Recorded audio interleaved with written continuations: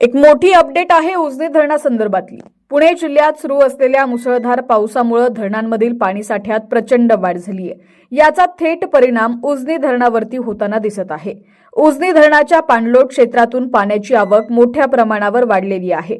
आज सकाळी 9 वाजेच्या अधिकृत आकडेवारीनुसार उजनी धरणाची पाणी पातळी आता 491.645 मीटरवर पोहोचलेली आहे।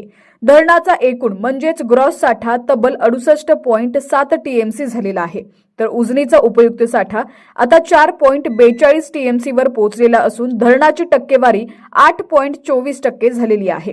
दौंड जवळील भीमा नदीच्या पात्रातून तब्बल 98,675 क्युसेक वेगानं पाण्याचा विसर्ग उजनी धरणाच्या दिशेनं सुरू आहे। म्हणजेच उजनी धरणात येत्या काही तासात पाणी पातळी प्रचंड वेगानं वाढणार आहे।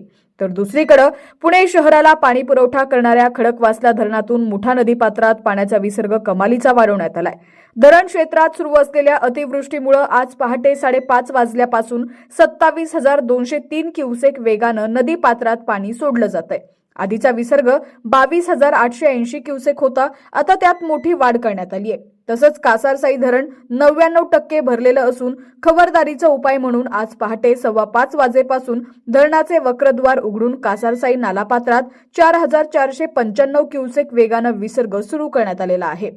पावसाचा जोर कायम राहिल्यास हा विसर्ग आणखी वाढवण्याची शक्यता प्रशासनानं वर्तवलेली आहे। दरम्यान प्रशासनाने नदीकाठच्या सर्व गावांना आणि नागरिकांना सतर्कतेचा तीव्र इशारा दिलाय। भीमा आणि मुठा नदीकाठच्या नागरिकांनी सुरक्षित स्थळी स्थलांतरित व्हावं आणि नदी पात्रात उतरू नये असं आवाहन करण्यात आलेलं आहे। पावसाचं प्रमाण पाहता पुढील काही तास अत्यंत महत्त्वाचे असणार आहेत। अधिकच्या अपडेटसाठी पाहत रहा HPN मराठी न्यूज।